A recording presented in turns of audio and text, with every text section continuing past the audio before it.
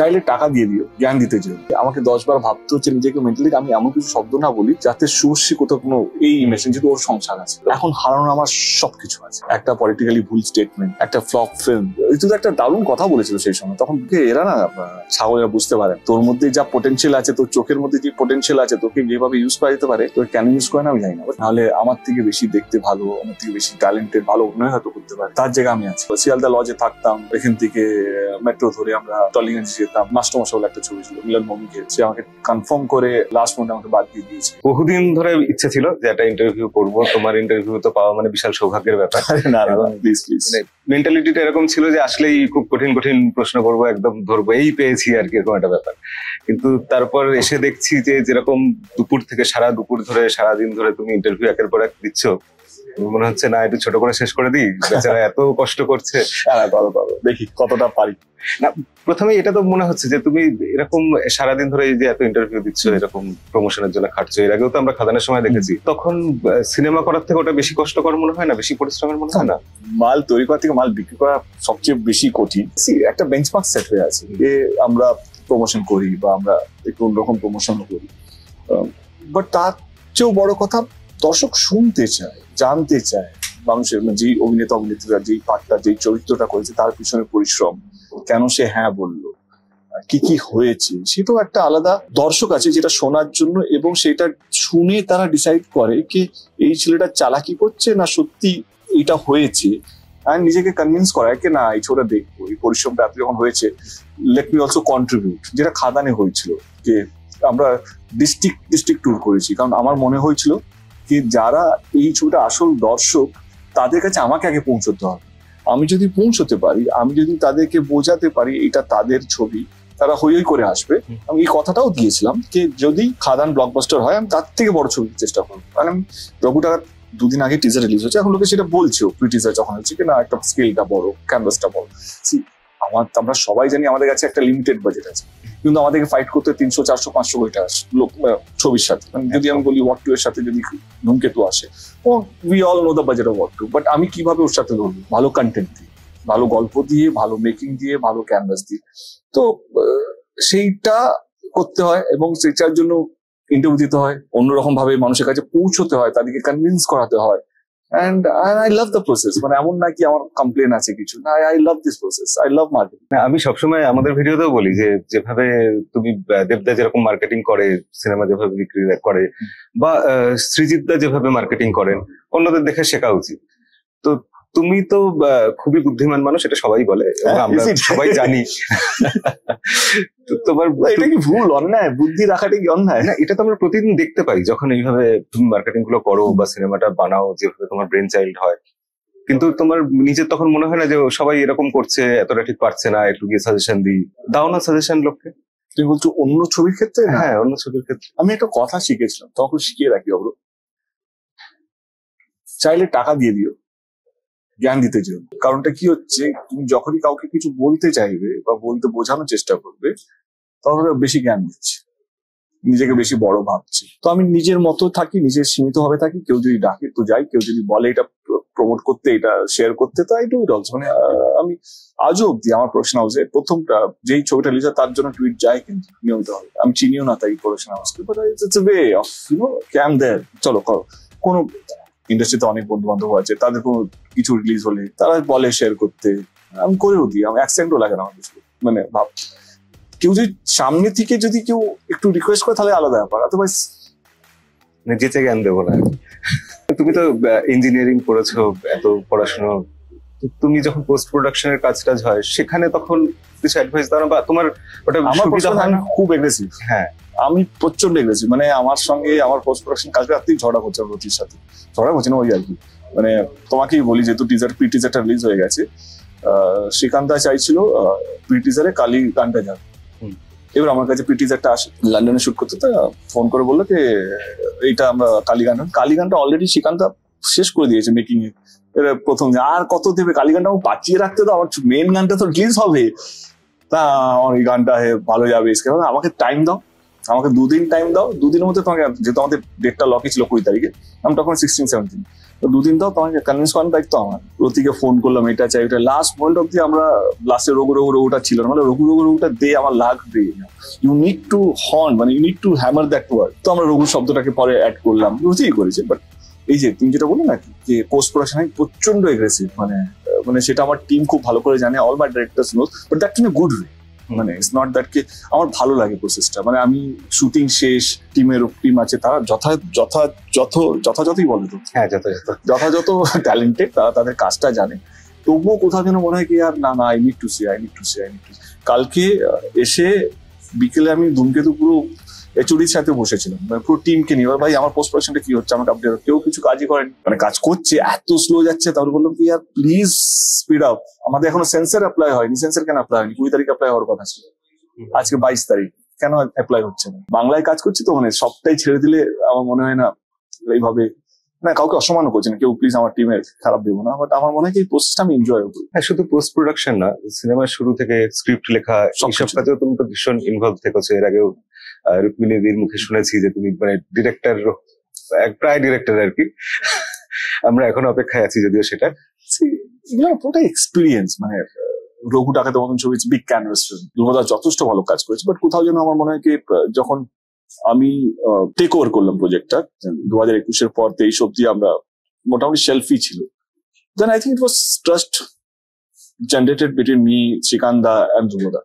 তো এটা হচ্ছে team work. At the end of the day না কেউ একা কিছু করতে পারে না। I am very proud of my team, and without my team I am no one. না, এটা তো ঠিক আছে, কিন্তু এই যে তুমি এই প্রসেস গুলোর মধ্যে থাকো বা স্ক্রিপ্ট লিখছো, যখন তোমার কি মনে হয় যে সিনেমার আসল হিরোকে, স্ক্রিপ্ট নাকি দেবজিৎ, প্রসেনজিৎ, সুপারস্টার যারা আছে, মেগাস্টার যারা আছে? দেখো, আমি সবসময় বিশ্বাস করি দুটোই দরকার। একটা ভালো স্ক্রিপ্টে একটা ভালো সুপারস্টার থাকলে আমি আরো বেশি ট্রাভেল করতে পারবো। শুধু সুপারস্টার কিনলে আজকের দিনে আমার ডাউট আছে, কিন্তু একটা ভালো স্ক্রিপ্টে যদি একটা সুপারস্টার থাকে আমি আরো বেশি ভালো করতে পারবো। নাহলে ইয়াশ চোপড়ার মতন লোক সারা জীবন সুপারস্টারদের সাথে কাজ করেছে, অমিতাভ বচ্চনের সাথে কাজ করেছে, মানে বড় নাম নিতে পারি, মানে রাজামৌলি। আজকের দিনে পুষ্পার মতন ছবি হচ্ছে, প্রভাসের মতন কেজিএফ হচ্ছে, কেজিএফ তো এখানে ইয়াশ তো এখানকার সুপারস্টার। তো কথার কথা হচ্ছে কি একটা ভালো গল্পের সঙ্গে যদি একটা সুপারস্টার থাকে অনেক বেশি ট্রাভেল করে, অনেক বেশি আমরা ইগোইস্টিক হয়ে যাই, কেন আমি করব, কেন আমি সুপারস্টারকে নেবো, আমার কাছে ভালো গল্প আছে, এবার আমার নাম হবে। আমার মনে হচ্ছে এট the end of the day না, মানে কিচ্ছু ম্যাটার করে না যদি সিনেমাটা চলে। এট the end of the day it's a team work, মানে লাইক এ ক্রিকেট টিম। একজন প্লেয়ার যদি ভালো খেলে, বাকিরা যদি ভালো বলিং, মানে যদি একটা ব্যাটসম্যান ভালো করলো কিন্তু বলার যদি ভালো বলিং করলো না, সে কোনো টাইটেল মানে কোনো রানই ডিফেন্ড করতে পারবে না। তো আমার মনে হয় কি একটা সিনেমার মধ্যে প্রত্যেকটা department important, at the end of the day it's a team game. তো তুমি যেটা বললে যে একটা ভালো গল্প অতটা দরকার, এবং এট দ্য সেম টাইম আমি যদি সুপারস্টার থাকি, ইফ আই সি যে এই চরিত্রটা এর সাথে স্যুট করছে, আই উইল টেক সুপারস্টার। আমার এটা নেই কি না এটা আমি নেবো না, না না না না, আমার সুপারস্টার থাকলে আমি আরো বেশি ট্রাভেল করতে পারবো, আরো মানুষের কাছে পৌঁছাতে পারবো। সুপারস্টার কাছে, আর সুপারস্টার এমনি এমনি হয় না, তার একটা এক্সপেক্টেড থাকে, ভগবান তাকে একটু কিছু দিয়ে পাঠিয়েছে, তার মধ্যে একটা ম্যাজিক আছে যে কনভিন্স করতে পারে মানুষকে, যে মানুষের সঙ্গে কানেক্ট করতে পারে। আমি যদি ডিরেক্টর হই, আমার কাছে যদি স্ক্রিপ্ট থাকে যেখানে আমার মনে হয় না জিদ্দা লাগবে, আমার বা বুম্বাদা লাগবে বা অঙ্কুশ লাগবে, আমি ডেফিনেটলি অ্যাপ্রোচ দিই।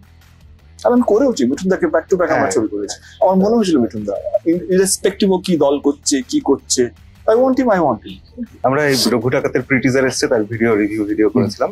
সেখানে কমেন্টে ম্যাক্সিমাম কমেন্ট এটা, বেশিরভাগ লোক বলছেন যে মেগাস্টার তকমাটা তোমার নামের আগে অনেক আগে যাওয়া উচিত ছিল। কিছু লোকের কমেন্ট এটা যে বাংলাদেশে সাকিব খান, তিনি অলরেডি মেগাস্টার, এই খেতাবটা নিয়ে রেখে দিয়েছে, সেটা তুমি নিয়ে নিলে কেন? আর একটা হচ্ছে জিৎ এটা ডিজার্ভ করেন। তো প্রথম কথা, I don't believe in superstar megastar. আমার এই শব্দগুলোতেই আপত্তি আছে। যেটা তোমাকে একটু আগে বলছিলাম কি আমার শ্রীকান্ত দাসে টিজারটা নিয়ে, টিজারটা যখন আমার কাছে এসেছিল অ্যাপ্রুভালের জন্য, তখন এখানে সুপারস্টার দিয়ে অহনা বলে একজন ফোন করেছিল, অহনা যে ওদের marketing head. I don't know Ahana তোমার কি রেখেছেন, she is the boss, SDF এর বস, মালকিন হোক। তো অহনাকে বললাম তুই কি পাগল টাগল হয়ে গেছিস, মানে আই ডোন্ট রাইট সুপারস্টার। কারণ আমার প্রোডাকশন অনেকবার চেষ্টা করেছে, অনেকবারই ওরা আমার কাছে ঝাড় খেয়েছে, সুপারস্টার দিয়ে একদম আউট। এবারে তাকে বললাম, অনেকগুলো কারেকশন ছিল, 2-4টে কারেকশনের মধ্যে, যেটা বললো একটা বিজিএম এর মধ্যে গান চাইছিল, আমি গানটা দেবো না, আমরা নতুন একটা বিজিএম তৈরি করবো, 2-4টে শট, 1-2 শট যেটা আর কি কিভাবে এনহ্যান্স করা যেতে পারে, রিপ্লেস করা যেতে পারে। সুপারস্টার শব্দটা প্রিসাইসলি ওকে লিখে যাবে, এখনো স্ক্রিনশট দিয়ে দেবো যদি দরকার। এই সুপারস্টারটাকে আগে বাদ দে। তো শ্রীকান্তের সাথে কথা, কিন্তু এই সুপারস্টার নিয়ে কথা হয়নি। বিজিএম নিয়ে কনভিন্স করার চেষ্টা করছি যে গানটা যাবে না, এটা যাবে, সব আমরা মেনে নিলাম। এবার ফাইনাল টিজারটা আমার কাছে এসছে, যে দাদা এটা অ্যাপ্রুভ করে দিয়েছে, তোমার সব কথা রেখে দিয়েছে সেখানে, শুধু একটা রাখেনি। কি রাখেনি তুমি দেখলে বুঝতে পারবে। দেখলাম মেগাস্টার দেব করে দিয়েছে। আমি আবার ফোন করলাম, এইটা আবার কি হলো না, শ্রীকান্ত বলেছে হ্যাঁ ও দেব তো ঠিকই বলেছে, সুপারস্টার যায় না ওর সাথে। শ্রীকান্তকে ফোন করে, তুই চুপ রাখ, তুই ফোন রাখ, তো টিজার কে সালা বাস তুই ফোন রাখ। ফোন রেখে দিয়েছে আমার। তারপরে তো ছেড়ে দাও। But I C the things that প্রত্যেক দিনই আমাকে স্টাইল করতে হয়। তুমি তো অনেকক্ষণ ধরে এসছো, দেখতেই পাচ্ছ। এবারে আমার রঘু ডাকাতের আগে যখন খাদান করছিলাম, খাদানের সময় আমার মনে হয়েছিল কি হোয়াট নেক্সট, আমি যদি ছবি করি তো আমাকে খাদানের উপরে যেতে হবে। মানে খাদানের উপরে যেতে গেলে আমার কাছে কোনো গল্প নেই, কারণ একটা গল্প লিখতে গেলে মিনিমাম 2 বছর লাগে, আর এক্সিকিউট করতে আরো 1 বছর লাগবে। 3 বছর আমার কাছে টাইম নেই, আমি ওয়েট করে থাকবো, তাহলে খাবো কি? আমি ম্যানিফেস্ট করতে শুরু করেছিলাম খাদানের পর। পুজোর পরে আমার কাছে ছবি নেই, কিন্তু আমি জানি না আমি রঘুরাত করবো কি করবো না, সেখান মতো আমাকে নেবে কি নেবে না, ধ্রুব আমার সঙ্গে কাজ করবে কি করবে না। কিন্তু ধ্রুব তখন সোনাদা অলরেডি অ্যানাউন্স হয়ে আছে যে পরের শোটা হবে। তো আমি কিন্তু দাড়ি বাড়াতে শুরু করে দিয়েছি। আই সেড কে আই এম ডুইং রঘুরাত, কিভাবে করছি আমি জানি না, কিন্তু আমি করছি। আমি ক্রোশিয়া গেছিলাম বেড়াতে, ক্রোশিয়া থেকে ফিরেছি, ফিরে সাইলেন্টলি আমার কাজ চলছে কি রঘুরাত করতে হবে। রঘুরাত নিয়ে পড়াশোনা শুরু করলাম। তারপর ভাবলাম আমি নিজে করবো। তারপর ভাবলাম কি না, এটা খুব অন্যায় হবে ধ্রুবদার সাথে, কেন ও আমাকে প্রথম আইডিয়াটা দিয়েছিল। লাস্ট 1 বছর আগে আমাদের মিটিং হয়েছিল, সেখান থেকে সেলফ আমি তাকে ফোন করি কি আমি রঘুরাত করতে চাই, শ্রীকান্তকে ফোন করি আমি রঘুরাত করতে চাই। সবটাই কিন্তু প্ল্যানিং এর মধ্যে চলছে, আমরা স্ক্রিপ্ট লিখছি, কিন্তু আমি জানি ছবিটা একমাত্র জায়গায় যদি সম্ভব হবে যদি খাদানটা ব্লকবাস্টার হয়। 25 তারিখে আমাকে শ্রীকান্ত ফোন করে, জন্মদিনের দিন, কে অ্যানাউন্স করা বল, আমি কিছু করছি না, চল নাম নিয়ে। এইটা কেউ দেখবে না, লোকে দেখছে সুপারস্টার মেগাস্টার, বাট প্রত্যেকটা ছবিতে আমার স্ট্রাগল চলে। প্রত্যেকটা ধূমকেতু 10 বছর ধরে রিলিজ হচ্ছিল না, কেসের উপরে কেস চলছে। আমার না, আমাদের রানাদার আর ওয়াইকমের সঙ্গে কেস চলছিল, 22-25 কোটি টাকা কেস দুজনের উপরে করে রেখেছে।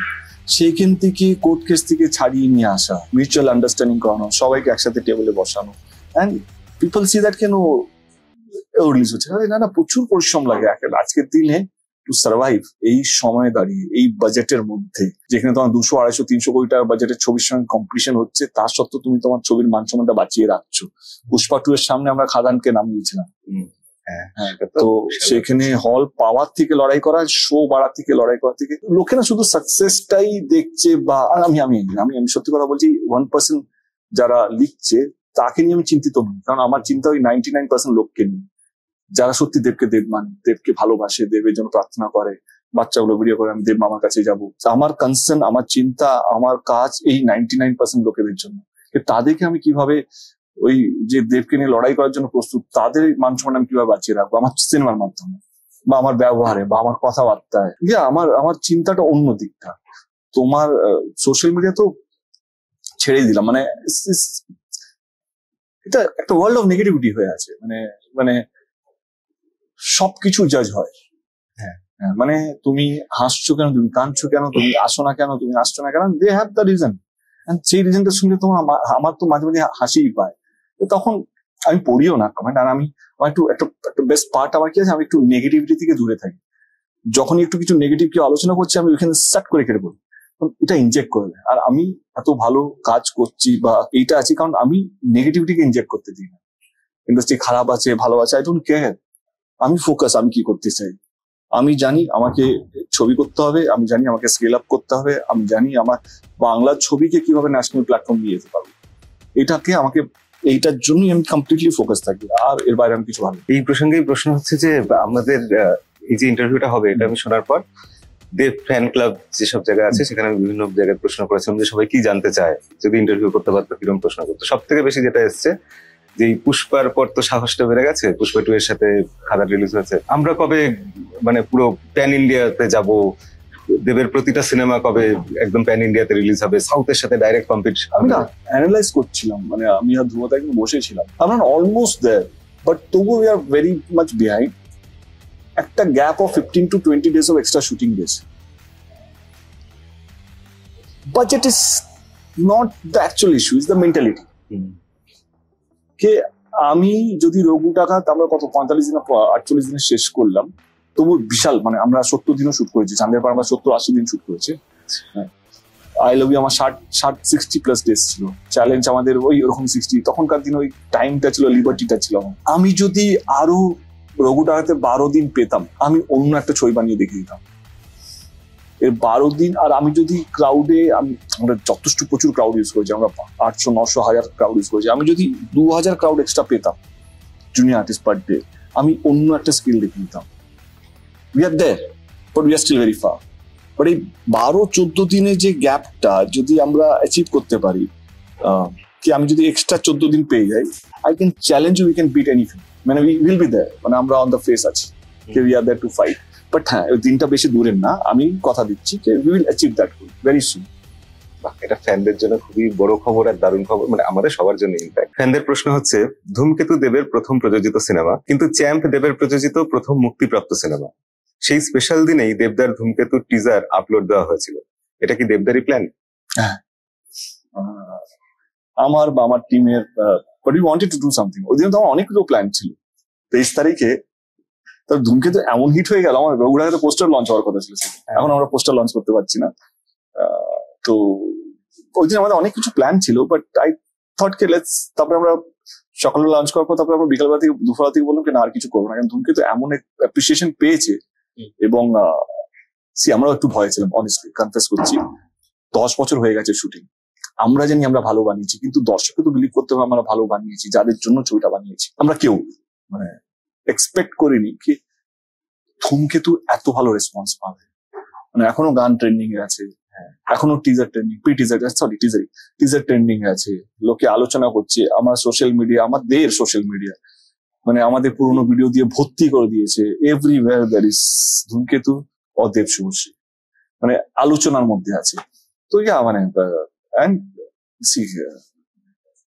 দেব এন্টারটেইনমেন্টস একটা ইমোশন আমাদের কাছে, যে এতগুলো ছবি যখন আমি চাইতাম অন্যরকম ছবি করতে, তখন পেতাম না, রিমেকই আমার হাতে আসতো। আর যাদের কাছে ছবি থাকতাম, সৃজিতের নাম নিয়ে বলছি, সিদ্ধা, যেহেতু আমার সিদ্ধা খাদানি যেভাবে সাপোর্ট করেছে আমাকে, তো সিদ্ধা আমি ভক্ত, আমি ঋণী থাকবো যেভাবে।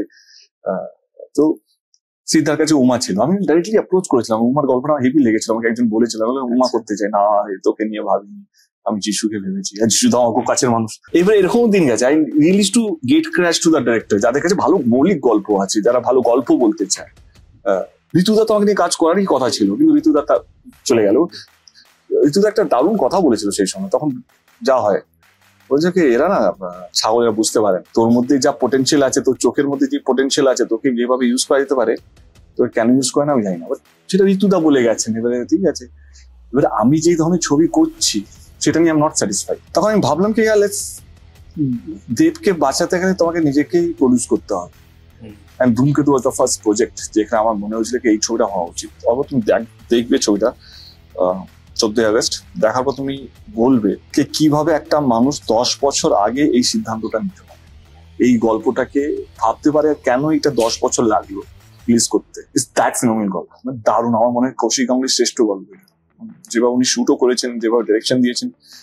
তোমার মনে হবে কেন কৌশিক গাঙ্গুলি ছোট, মানে সম্পর্ক ওরিয়েন্টেড সিনেমা কেন বানান, একটা ঘরবন্দি সিনেমাই কেন বানান। He can shoot like anything, he can shoot like any big commercial director. He has that vision. Subhashree আমার মনে হয় এটা শ্রেষ্ঠ কাজ, অনেক কাজ করেছে শুভশ্রী। যতদিন বেঁচে থাকবে শুভশ্রী নিয়ে আলোচনা হলে ধূমকেতু ওর সঙ্গে থাকবে, আমার সঙ্গেও থাকবে, রুদ্রর সঙ্গেও থাকবে। রুদ্র দুরন্ত, শ্রমিক হালদার ডিওপি আমার দারুণ কাজ করেছে।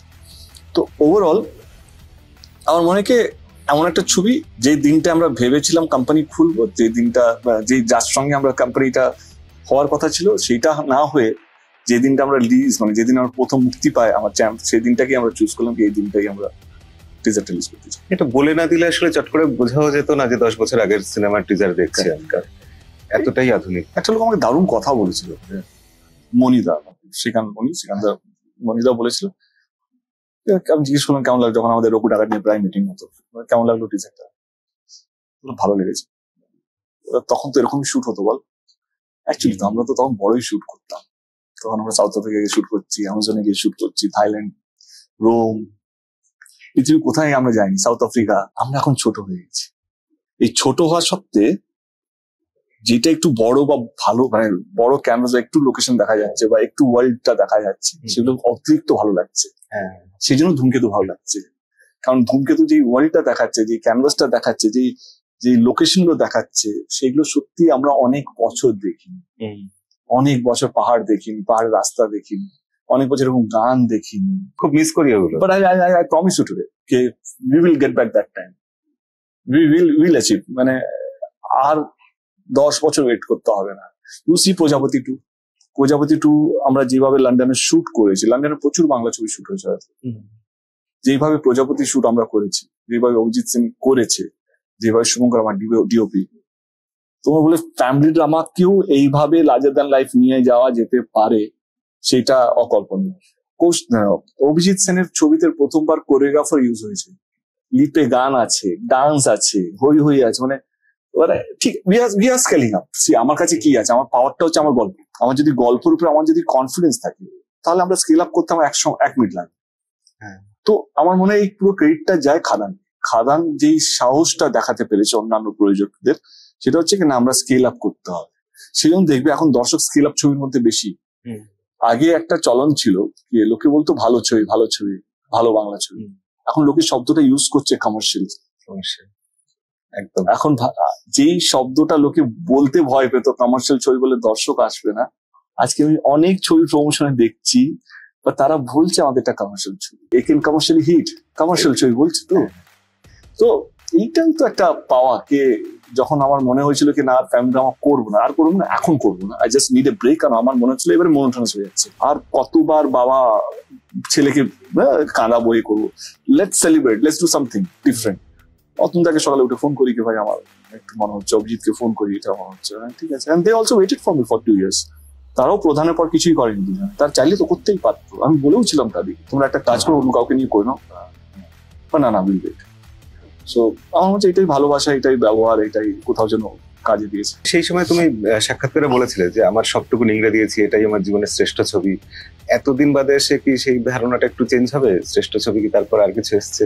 কোনটার কথা বলছো? এই ধূমকেতুর যখন সেই সময় যখন হয়েছিল তুমি ইন্টারভিউতে বলেছিলে না, এখনো আমার মনে হয় এটা শ্রেষ্ঠ ছবি।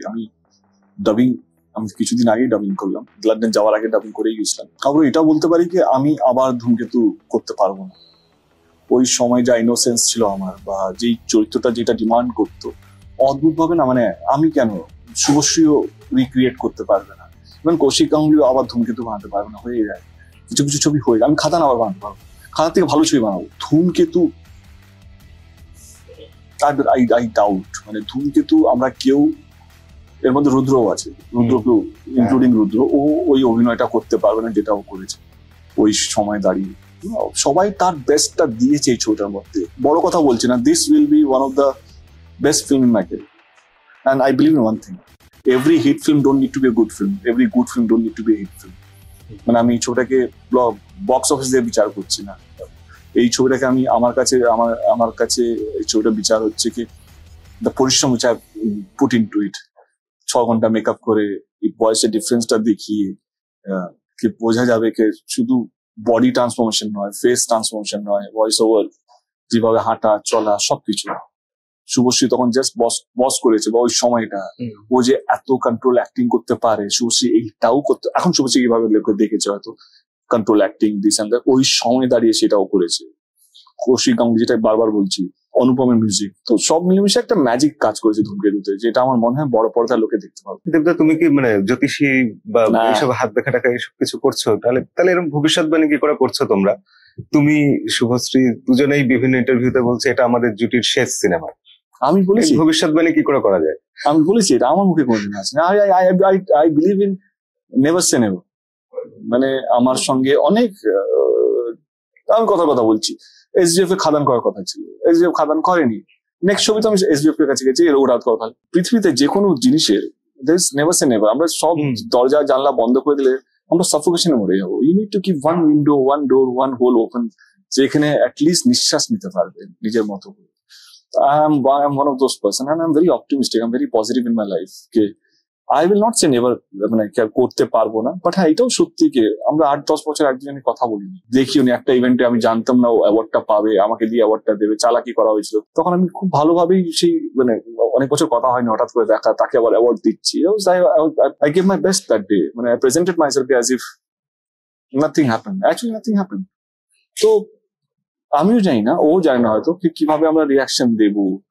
অনেক বছরের কথা নেই, দেখা দেখি নেই, আমরা সোশ্যাল মিডিয়ায় আমাদের হয়তো পরিচয়, ওর কাজগুলো সোশ্যাল মিডিয়ায় আমার ফিডে আসে, যা হয় অ্যালগরিদম এতে আমার কাজগুলো হয়তো সোশ্যাল মিডিয়া ও দেখে। কিন্তু দুজনকে ইগনোর তো করতে পারবো না, কারণ আমরা দুজনই সাকসেসফুল, টাচুট। যারা সাকসেসফুল তাদেরকে তুমি ইগনোর করতে পারো না, তারা সবসময় তোমার পাশে থাকে।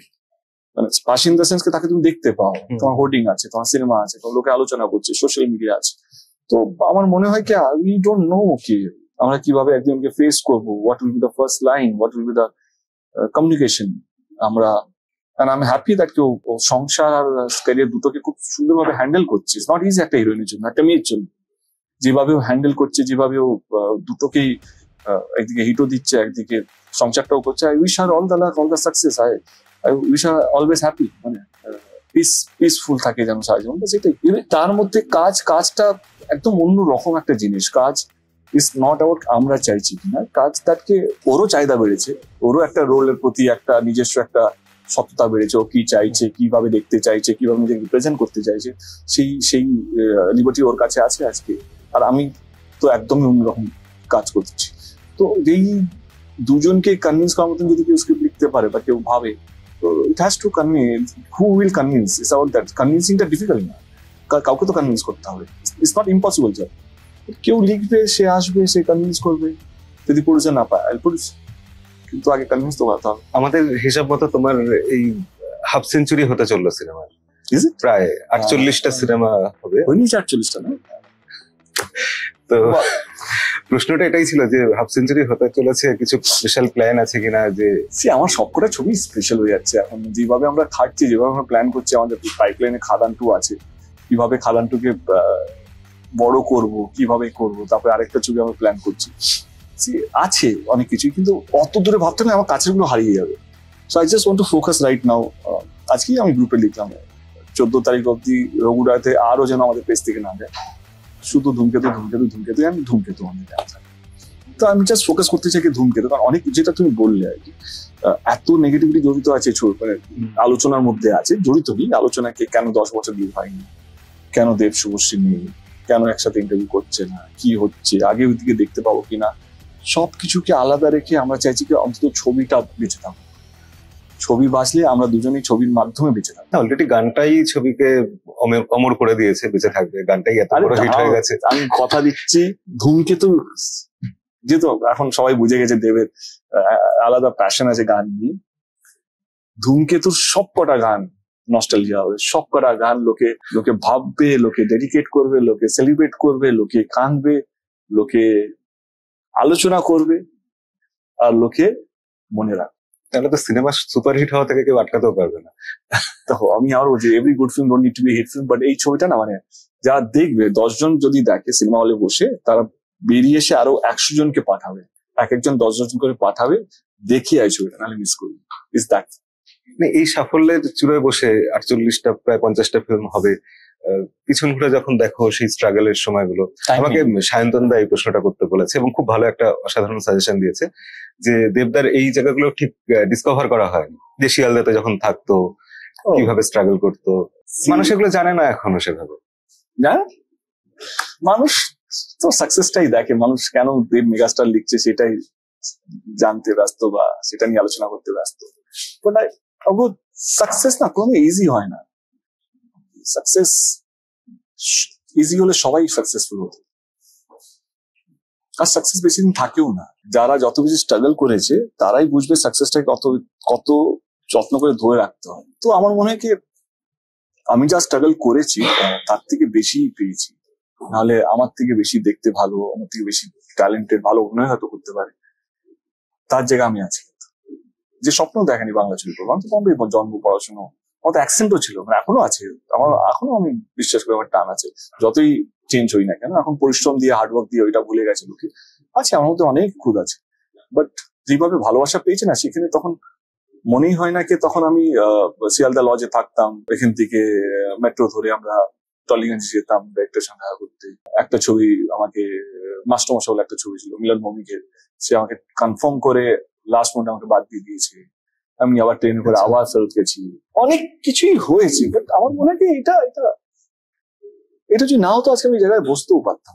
স্ট্রাগলটা দরকার, কারণ সেই জন্য পরিশ্রমটা আরো বেশি করি, যে আবার সেই দিনটা যাতে না দেখতে হয়, আবার সেই দিনে ফেরত যাতে না যেতে হয়। আবার এটাও সত্যি হঠাৎ করে বলতে বলতে মনে পড়লো, এখন যা স্ট্রাগল করি না সেই স্ট্রাগলটা ওই স্ট্রাগলের সামনে কিছুই না। সরি, আমি ভুল বললাম, পরিশ্রম।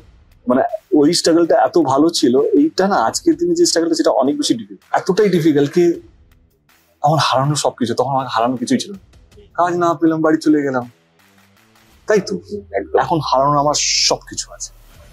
একটা পলিটিক্যালি ভুল স্টেটমেন্ট, একটা এডিসিআই নোটিস, একটা ফ্লপ ফিল্ম, একটা ভুল ব্যাখ্যা ইন্টারভিউ দিতে দিতে, একটা শব্দ ভুল করে প্রায় স্লিপ অফ টাং বেরিয়ে যাওয়া, সবকিছু আছে। একটা ভুল পদক্ষেপ। তো এই যে আমি তোমার সঙ্গে ইন্টারভিউ নিচ্ছি, আমাকে 10 বার ভাবতে হচ্ছে নিজেকে মেন্টালি, আমি এমন কিছু শব্দ না বলি যাতে শুভশ্রী কোথাও কোনো এই মেশিন, যেহেতু ওর সংসার আছে, যতটা মানে এইটাও একটা দায়িত্ব। আর তখন তো কাটাছেঁড়া হতো না, এখন সোশ্যাল মিডিয়া তো সবকিছু পোস্টমর্টম হয়, প্রত্যেকটা শব্দ, প্রত্যেকটা আগে পিছনে শব্দগুলো জুড়ে একটা রিল বানাবে। আজকে তো স্ট্রাগলটা এখন অনেক বেশি, নিজেকে ধরে রাখা। সিনেমা রিলিজ, ভালো ছবি বানিয়েছি, বিক্রি করতে হবে। মানে ওই বাসে করে আমরা কত কিলোমিটার গেছি, লোকে তো বাস দেখেছে, বাসের মধ্যে আমরা যাচ্ছি, আমার কোমরের ব্যথা কেউ দেখে। সো স্ট্রাগল তো আছে, স্ট্রাগল নেই না, বাট দিনের শেষে স্ট্রাগলের পর যে সাকসেসটা পাচ্ছি সেটা মজাটাই আলাদা। এই যে ভালোবাসা, এই যে সোশ্যাল মিডিয়া দেখি বাচ্চাগুলো বলছে, যেটা I have no complaints, I am happy. ওই যে লাইফটা ছিল যখন ধরো তোমার বাবার ক্যাটারিং এর বিজনেস ছিল, শুনেছি যে বা পড়েছি যে তুমি বাজার টাজার করতে। হ্যাঁ, আমি শুটিং গেছি, 4-5টা শুটিং হলে বাবা তো সব শুটিং যেতে পারবে না। আর আমার ন্যাকও ছিল, শুটিং দেখার ন্যাক ছিল আমার। তো যখন আমার সামার ভ্যাকেশন হতো বা যে কোনো একটা উইন্টার ভ্যাকেশন হতো, তখন যদি কোনো আউটডোর হতো, তখন আমি ওই আউটডোরে চলে যেতাম। আমি অনেক জায়গায় গেছি, মৃত্যুদান বলে ছবিটা ছিল, প্রকাশের সবকটা ছবি আমরা করেছি, নাসিকে অনেক জায়গায় গেছি আমি, দিল্লি, বাবার ক্যাটারিং এ। তখন আমি ম্যানেজার হিসেবে কাজ করতাম, মানে অ্যাকাউন্টসটা আমার কাছে থাকতো। মানে ক্যাটারিং এ তো ক্যাশের ডিলটা অনেক বেশি, ক্যাশের ডিল বাজার করতে গেলে ক্যাশ দিতে হবে, বানিয়া দোকানে গিয়ে ডাল চাল কিনতে গেলে ক্যাশ দিতে হবে, তো সেই ক্যাশটা আমার কাছেই থাকতো, বা আমি সেভাবে বাজার করতে যেতাম। তো যাতে but I think it's this how you brought up, মানে সেই জন্য তখন করতে করতে কোনদিন ভাবিনি আমি হিরো হব, আমি ইঞ্জিনিয়ার হব। বাবার নাম যেহেতু বলেই দিই আজকে, আব্বাস বাস্তানের সব ছবি আমার বাবা করেছে। তো আব্বাস বাস্তানের প্রচুর রিলেটিভ থাকতো লন্ডনে, তো আমার মাথায় ক্লিয়ার ছিল। ওরা হচ্ছে আমি পুনেতে পড়াশোনা করছি, ইঞ্জিনিয়ারিং পাস করে আব্বাসজিকে বলবো আমাকে লন্ডনে একটা চাকরি করে দাও, তো রিলেটিভস কে ধরে আমি লন্ডনে চাকরি করবো। এইটাই আমার স্বপ্ন ছিল, কিন্তু একটা সফটওয়্যার ইঞ্জিনিয়ার হয়ে লন্ডনে চলে যাবো আর এখানে চাকরি করবো। বাট যা ভাবে তা কি হয় সবসময়।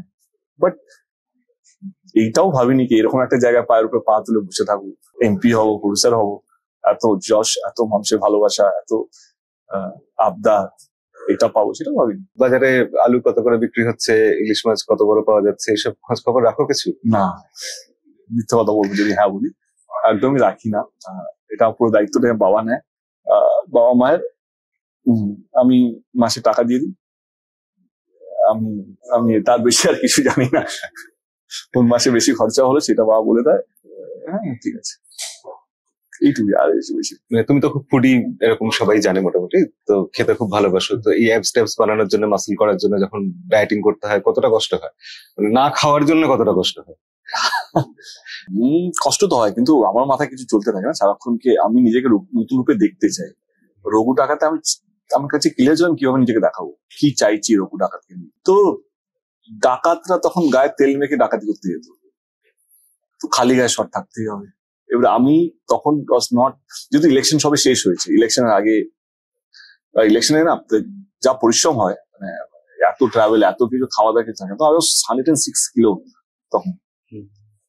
আমার নর্মালি এই ওয়েট থাকে 85, 88, 89 এর মধ্যে, এটা আমার নর্মাল ওয়েট। তখন আমি এত ওয়েট পুট অন করে গেছিলাম, সেটা কি আর একদিন ইলেকশন শেষ হওয়ার পর নিজেকে দেখলাম, ইয়ার শিট, আমি এত খারাপ অবস্থা নিজে কোনদিন দেখিনি। I said, yeah, next show I'll come back with 6 pack, no matter what. তো প্ল্যানিংটা ওই ইলেকশন শেষ হওয়ার পর থেকে শুরু হয়েছে, কারণ নেক্সট ছবির জন্য প্ল্যানিং করছিলাম। খাদান অফকোর্স টাইম কম ছিল, খাদান অর্ধেক আমি শুটিং করে নিয়েছিলাম। When Raghu Dhakat came, I said, this is the film where I want to look six pack. I want to get ripped and this and that. And see, কি হচ্ছে না, এগুলো পুরো ডেডিকেশন, এগুলো সাধনা। পুরো ব্যাপারটাই হচ্ছে কি তুমি তোমার কাজকে কতটা ভালোবাসো। মানে এমন না কি আমাকে ধ্রুবদা বলেছিল কি সিক্স প্যাক চাই বা শ্রীকান্তদা বলেছিল, না না না না, it was me who was like I want to look myself in that way, কি আমি দেবকে এইভাবে নিয়ে নিতে চাই। তো I think we have achieved.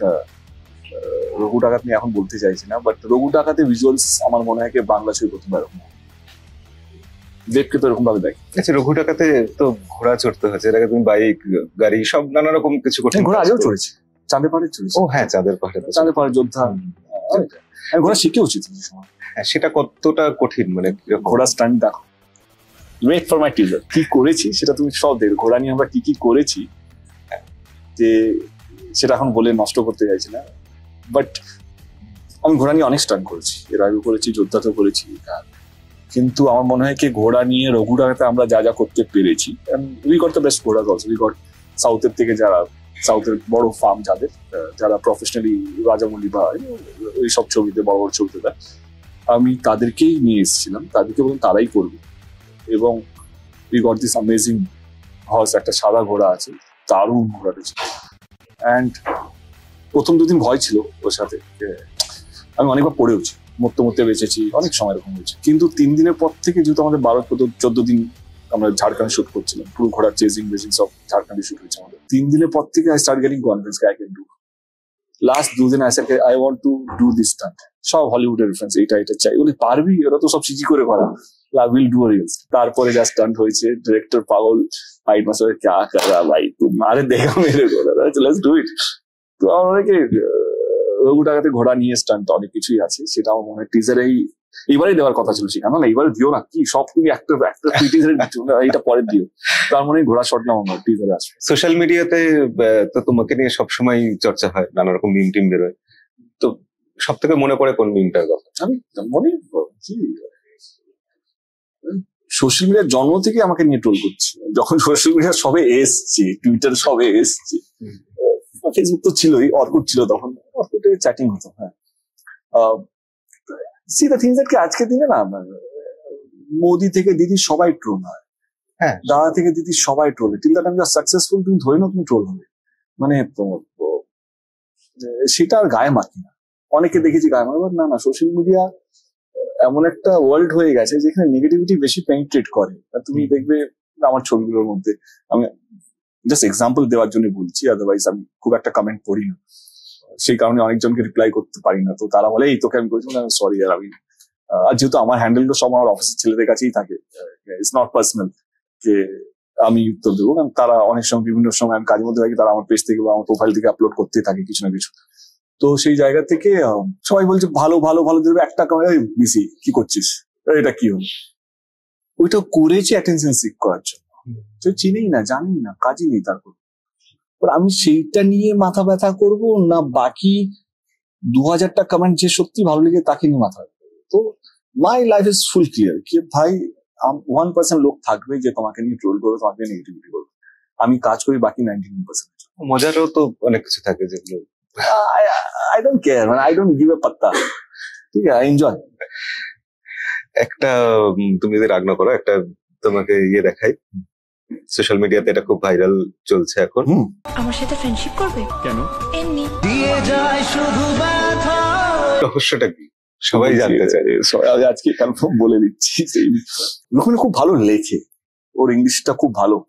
দেখি যখনই কোনো পোস্ট করে এত লম্বা লম্বা পদ্ম লেখে, বাকিদেরকেও দেখেছি এই স্টেটাস সাইকোলজি দিয়ে এত কিছু জ্ঞান। ভাবলাম না, আমি বলছি না আমার ইংলিশটা খারাপ বা ভালো, এত লম্বা লম্বা লেখে মানুষ পড়ে কি করে, তোমরা যে এত লেখো সেটা ডিওর হচ্ছিল। তো একদিন আমাকে একটা ছবি পোস্ট অফ ফিল্ম, আমি গুগল খুললাম, গুগল খুলে কমেন্ট লিখলাম কে this is what I want to say, কবিতার মতন আসবে, তারপরে লিখবে।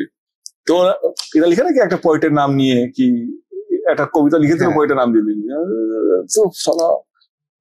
ঠিক আছে, আমিও গুগল খুললাম, দেখি আমার এই ইমোশনটার সাথে কি কি লাইনটা, দেখি যে গুগলে একটা দিয়েছে আমাকে, একটা রাইম দিয়েছিল, বাট অনেক লম্বা, আমার সাথেই যাচ্ছে না, আমার ক্যারেক্টারের সাথেই যাচ্ছে না।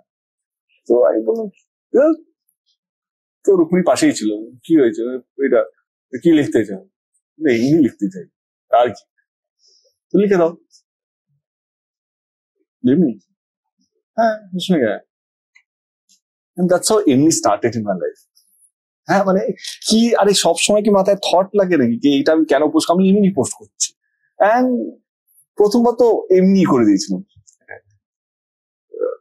Second time again I don't know what to right. ধর এত কে লিখবে, এত মাথা ব্যথা কিসের, একটা ছবির পিছনে কি আকাশ নাকি এই আছে, তাকে নিয়ে কবিতা খুঁজতে যাবো, তাকে নিয়ে একটা আবৃত্তি লিখবো, কে লিখবে এত, চলো এমনি দিয়েই বুঝিয়ে দেবো চলো। এন্ড আস্তে আস্তে এমনি এমনি এমনি করে এবার প্রবলেমটা আসলে যখন আমি এমনি লিখছি না, এমনি কোথায় এমনি করে okay fine, and then I started এমনি, দ্যাটস হাউ এমনি স্টার্টেড। সিনেমার মতো এটাও হিট হয়ে গেছে, সুপার হিট একেবারে। হ্যাঁ মানে আমি ভাবিনি মানে এমনিটা এত বড় এমনি হয়ে যাবে, বাট ঠিক এমনিটা এমনি ভাবেই এসছে। ধূমকেতুর প্রসঙ্গে একটু, যেহেতু পুরোনো সিনেমা, 10 বছর আগের সিনেমা, তো সেই সিনেমার অনেক কিছু তো মনে হয় চেঞ্জ করতে হয়েছে, আমরা যেটা আন্দাজ করছি। সত্যি কি চেঞ্জ করতে হয়েছে? না, আমরা উইদিন টাচ, আমরা যেটা চেঞ্জ করতে করেছি, তখনকার দিনে কনভার্সন গুলো এসডি তো, এখন যেহেতু তখনকার এডিটিং একটা অন্য সফটওয়্যার হতো, সেই সফটওয়্যারটা অ্যাবসলিউট হয়ে গেছে। তো আমাদেরকে পুরো ছবিটাকে আবার রাশগুলোকে কনভার্ট করতে হয়েছে, রাশগুলোকে কনভার্ট করে আবার পুরো ছবিটাকে রিএডিট করতে হয়েছে, রিএডিট করে। And the best part was that কে আমরা শুটিংটা কমপ্লিট করে নিচ্ছি, শুটিংটা যদি বাকি থাকতো ছবিটা কমপ্লিট হতো। মানে আজকে সবাই চেঞ্জ হয়ে গেছে, সবাই চেঞ্জ হয়ে গেছে, মানে শুভশ্রী মানে যা হয়, দেবের মতন নেই, রুদ্রর মতন নেই, দীপকদা মোটামুটি একই এজে, দীপকদাই একই লুকে আছে আর কি, সেই দাড়িটা আছে, দীপক মানে চিরঞ্জিতদা। আদারওয়াইজ তো সেই জন্য আমাদের একটা জিনিস ভালো হয়েছে, আমাদের শুটিংটা কমপ্লিট করতে হয়েছে, ডাবিংটা বাকি ছিল। ডাবিংটা ইনফ্যাক্ট সুবিধাই হয়েছে, তখনকার আমার ভয়েস এখনকার ভয়েসের মধ্যে আকাশ পাতালে তখন, মানে এখন I can play with my voice, মানে 3টে ভয়েস আছে, মানে এরকম ভাবে কথা বলা যেতে পারে তখন।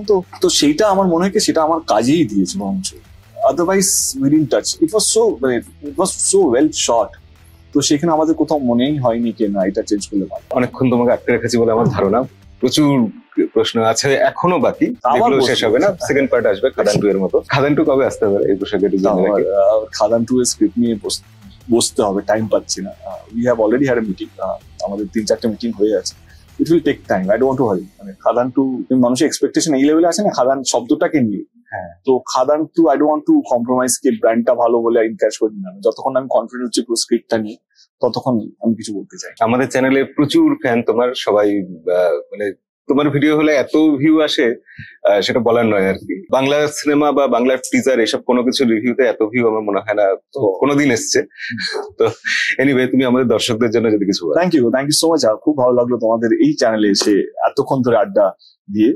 এটাই বলবো যেই কারণে আমরা এই আড্ডাটা দিলাম, তার না সেই কারণটা হচ্ছে ধূমকেতু রিলিজ হচ্ছে, পিছনে দেখতেই পাচ্ছেন ধূমকেতু। কেউ যদি মিস করে যায় তো আমরা পোস্টারে লাগিয়ে দিয়েছি, কেউ মিস করবে না, প্রত্যেকটা ফ্রেম, এই ফ্রেম ওই ফ্রেম, যে কোনো ফ্রেম থেকে ধূমকেতু দেখা যাবে। জোকস অ্যাপার্ট, আই থিঙ্ক ধূমকেতু রিলিজ হচ্ছে 14th August। যারা এই চ্যানেল তো ডেফিনেটলি বাংলা ছবি দর্শকই আছে মোটামুটি ঘুরে ফিরে, যারা বাংলায় যারা থাকেন, বাংলাদেশেরও প্রচুর সোশ্যাল মিডিয়া থাকে, তো ডেফিনেটলি উই ট্রাই কি বাংলাদেশেও রিলিজ করতে পারি যেন, বাট যা হয় বুঝতেই তো পারছেন। সেই জায়গা থেকে যারা বাংলায় থাকেন বা ইন্ডিয়াতে থাকেন, বাঙালিরা যারা বাংলা ছবি দেখতে ভালোবাসেন, প্লিজ ডু ওয়াচ ধূমকেতু দিস 14th August 2025। বাংলাদেশের দর্শকরা খুব বলছেন যে খাদান তো দেখতে পাইনি, তো খাদান ওটিটিতে কবে আসবে, তখন একটু দেখতে পাবো। এটা নিষ্পাল সিং জানে, Nishpal Singh is the best person. আমিও চাই খাদানটা আসুক, কারণ খাদানটা যা হয় আর কি রায়দা ধরে রেখেছে কি না, দেখে এটা খুব প্রডিউসারের একটা, তাদের ব্যবসার একটা ব্যাপার আছে, তো সেখানে আমি ঢুকতে চাইছি না, but I am happy that কেউ ছবিটা প্রডিউস করেছে, কারণ যেই সময় রানেদা এসছে সেই সময় আমি সত্যি মাঝগঙ্গায় ভাসছিলাম। সাহারা না দিত তাহলে আজকে আমি অনেকটাই ভেঙে পড়তাম হয়তো। তো I think let him do whatever is doing. Thank you দেবদা আমাদের চ্যানেলে আসার জন্য। ধূমকেতু খুব সফল হোক তার জন্য শুভেচ্ছা, তারপর রঘু ডাকাতের জন্য শুভেচ্ছা, তারপর খাদান 2, প্রজাপতি 2, তোমার সিনেমার সেঞ্চুরির জন্য আগাম শুভেচ্ছা রইল। Thank you so much.